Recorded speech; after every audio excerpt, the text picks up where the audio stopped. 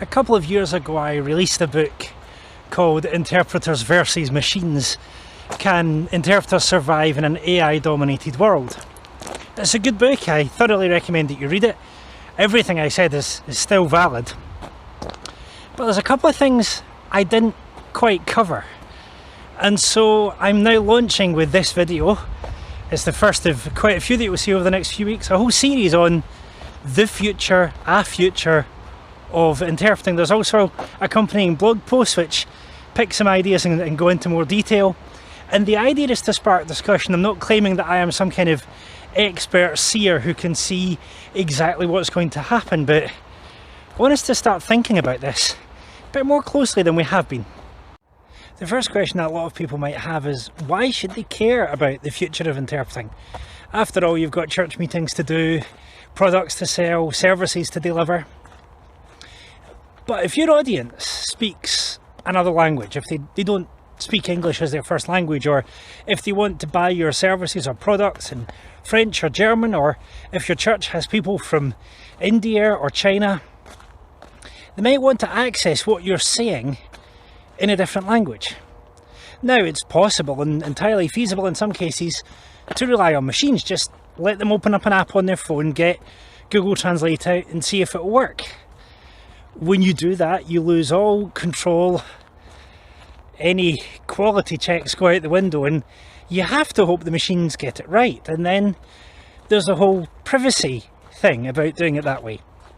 So the future of interpreting isn't just the future or a future of some obscure industry that you probably don't really care about.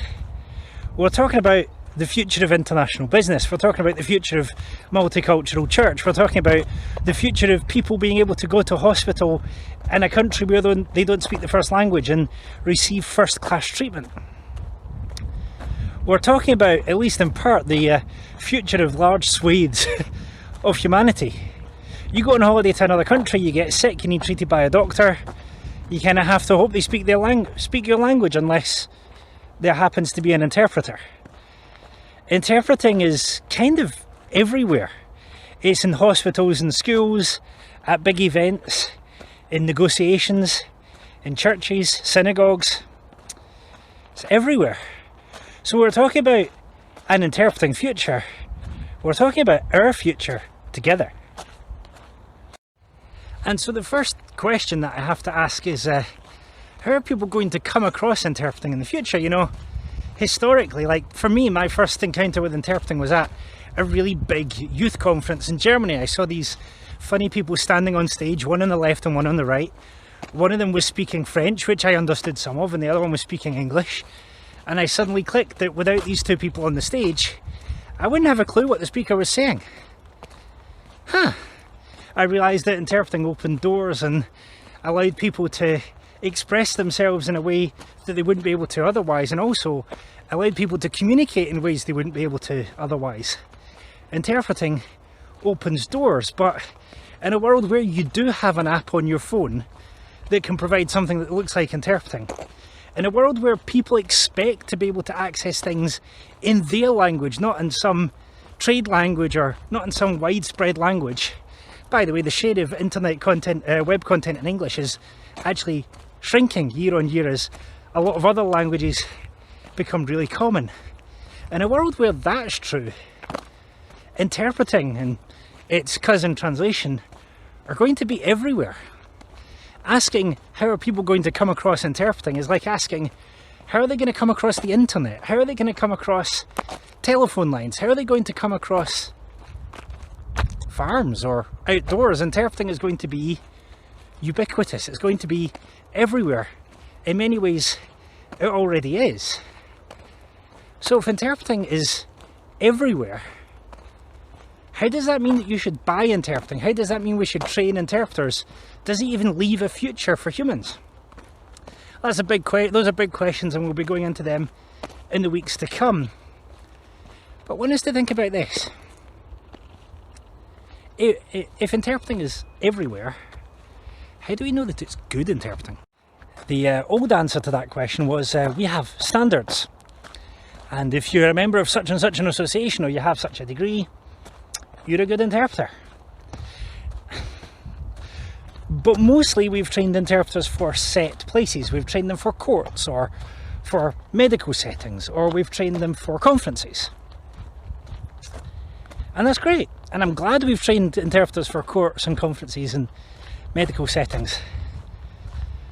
But if interpreting's everywhere, that means interpreters of some sort or other are everywhere. How do you train people for everywhere, and how do you know that you've got a good interpreter if there's no specific training for your kind of meeting or your kind of company? It's coming down to a question of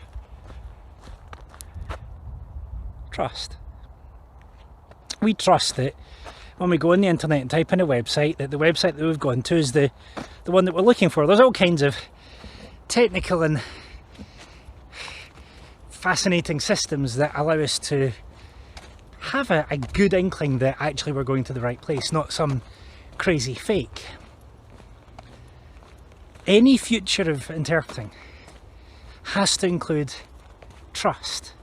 It has to include trust between the people looking for interpreting and the people providing interpreting, that things are going to go well.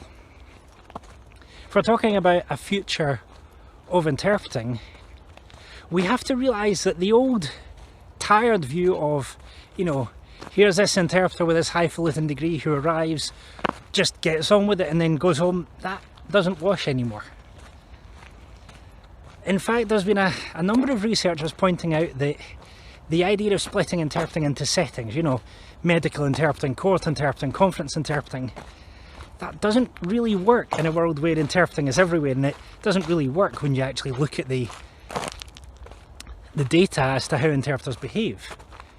What seems to make a lot more sense is interpreters specialising by domain, so specialising in law or in manufacturing or in whatever. And interpreters specialising in specific clients. Not having one interpreter for the business meeting and another interpreter for the conference and then another interpreter for the discussions with the lawyers. That doesn't make any sense. Having interpreters who know the client well enough, who have the trust of the client, who have the expertise in these areas, not just because they've gone to university in them, but because they've worked with a client long enough. That's maybe what a future of interpreting looks like. The question I want to leave you with in this video is, how do you build trust? If you're someone who uses interpreters, who needs the services of interpreters, what does trust look like for you? How do you know that you can trust an interpreter? And if you're an interpreter, how do you plan to build trust with your clients? Because trust is a new currency of interpreting. I'm Dr. Jonathan Downey, and this is Inside Interpreting.